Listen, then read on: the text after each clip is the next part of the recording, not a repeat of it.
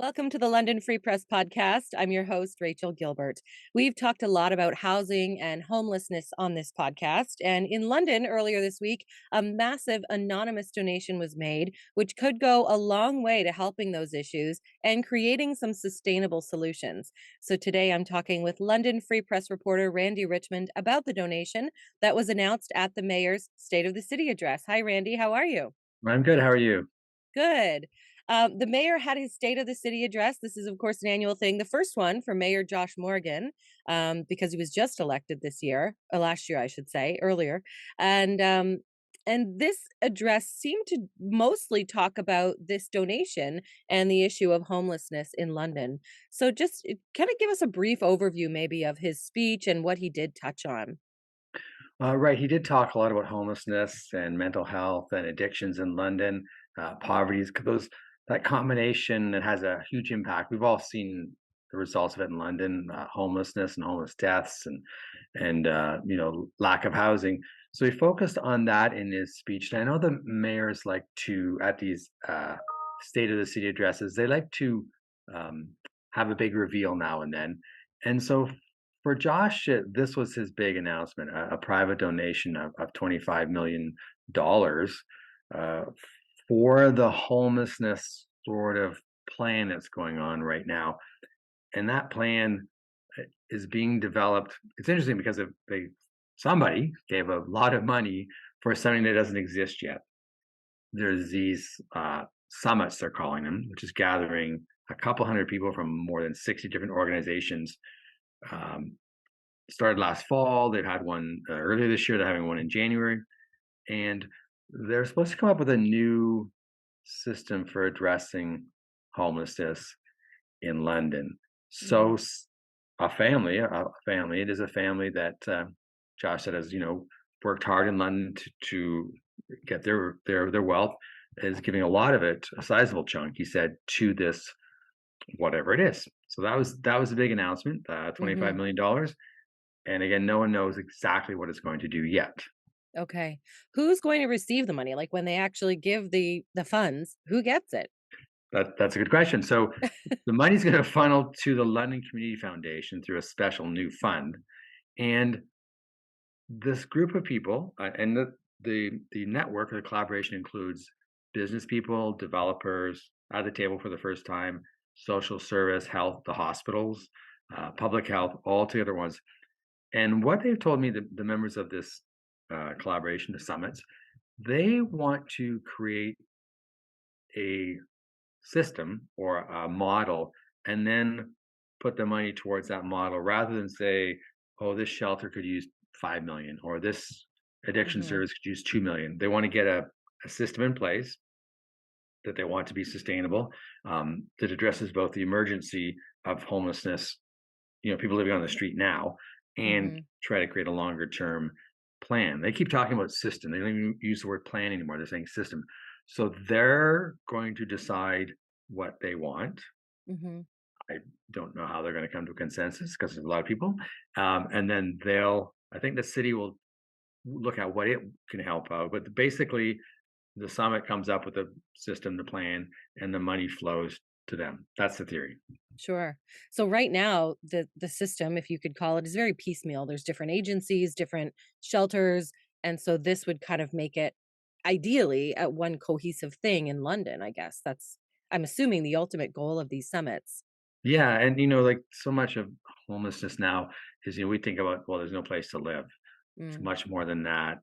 Many people who are homeless are struggling with trauma, addiction, mental health issues, obviously deep poverty, lack of skills, lack of many job skills, things like that. So especially concerning the mental health and physical health, they want to, and addiction help. They want to kind of bring all these systems together. It is very you know divided all over the place. Social service people keep talking a lot about silos and how they all work in silos and they want to break those silos down.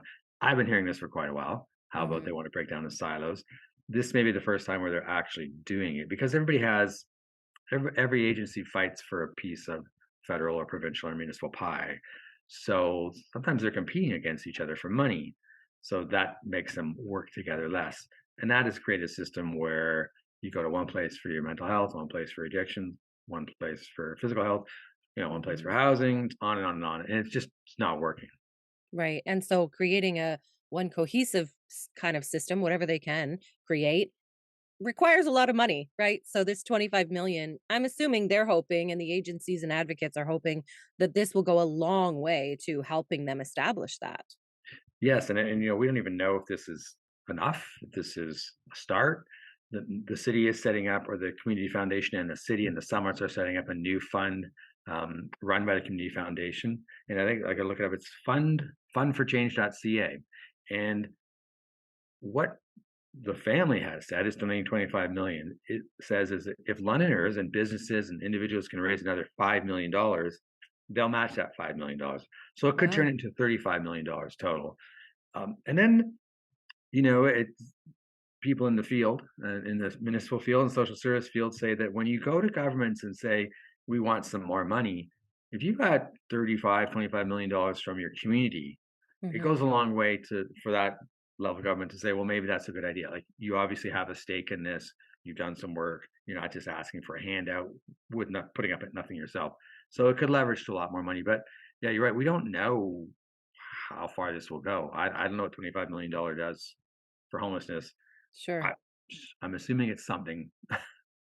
Well, I was going to ask because a lot of what the advocates and agencies are saying is that this will go a long way to creating some kind of permanent solution. Um, my question is, and not to sound skeptical, but just to play devil's advocate, homelessness is a chronic, consistent issue.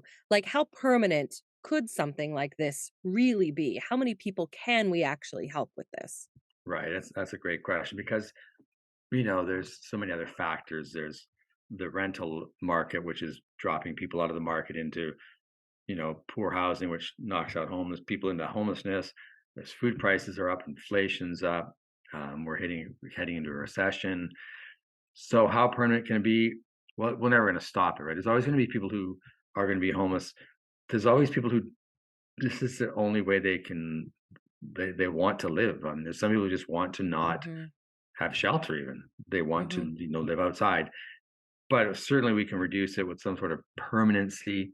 I think the key to this is, well, and Mayor Morgan talked about this, they have to go to other levels of government. London can't do it on its own. London can't do it in isolation from other communities, and London certainly can't do it.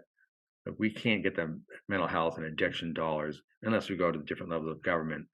So this, to me, is the key question about permanency. London doesn't like to rock the boat, so to speak, when it comes to pushing provincial and federal politicians for money.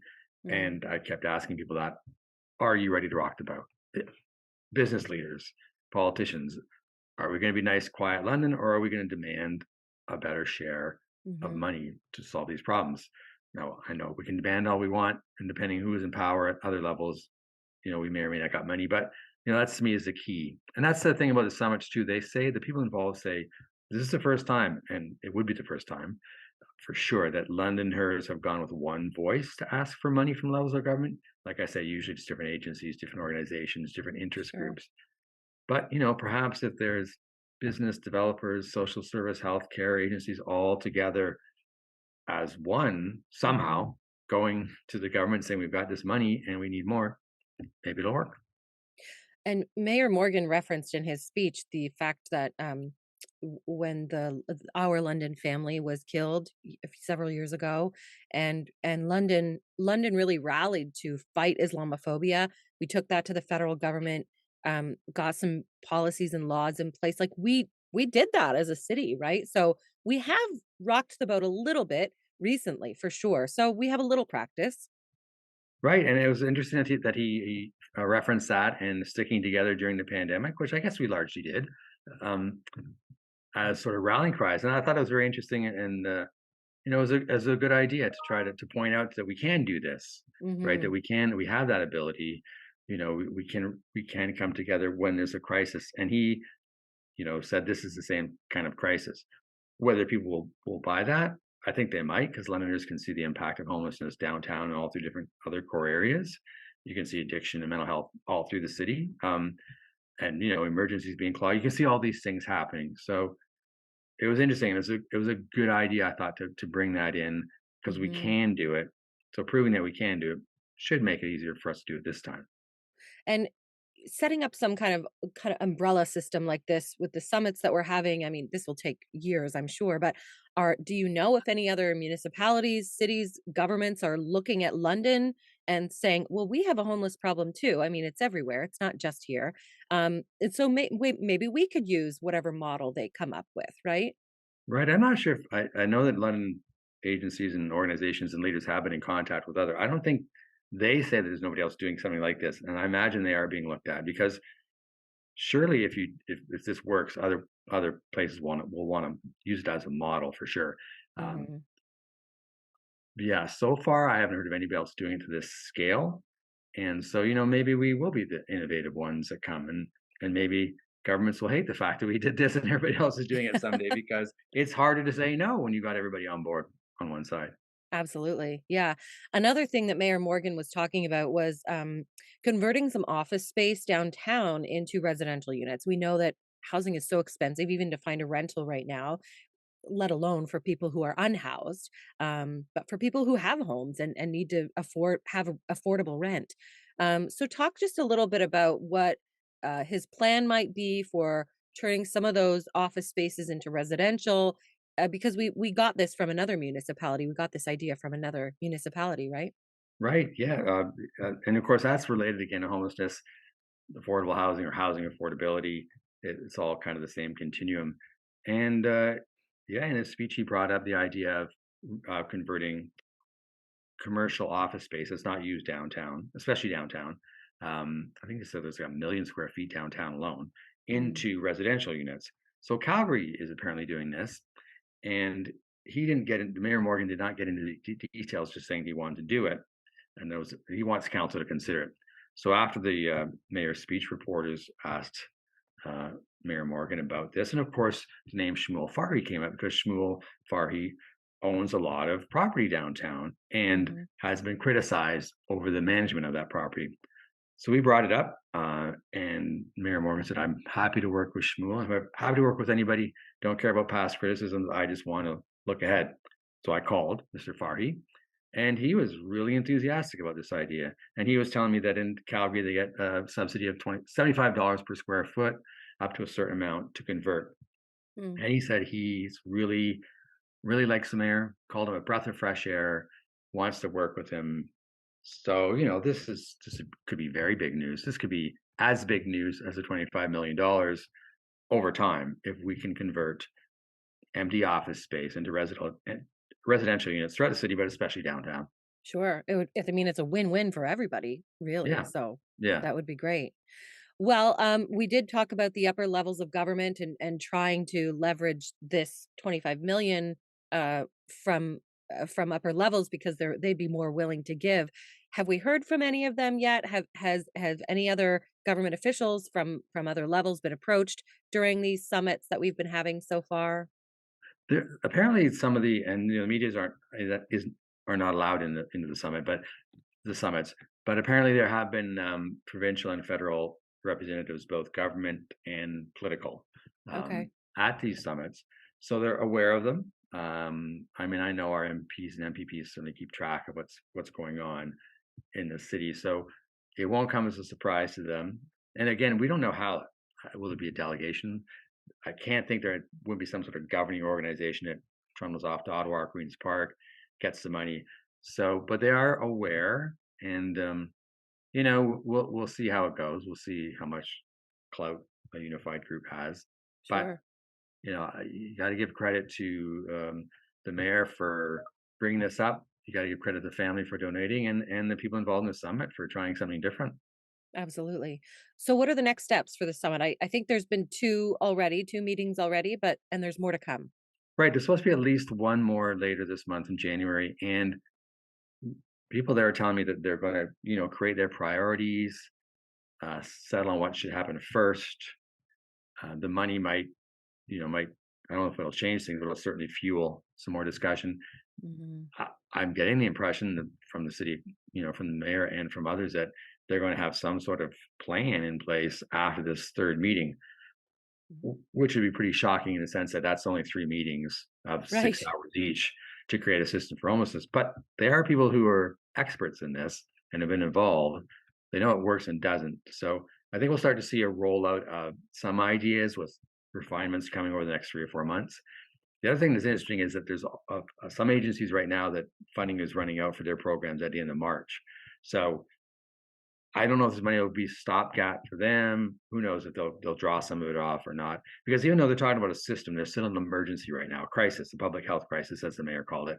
Right. So, you don't want to throw all the money at the crisis and have nothing left for long term. So they're gonna have to balance that out a bit, Sure. But some agencies need help now. So right? hopefully they'll get that too. Okay. Yeah, Thank you, Randy. We're certainly going to be following your reporting on this issue at lfpress.com, and we'll see where these summits and all this money leads us. Thank you so much for joining us today. you're welcome. Thank you.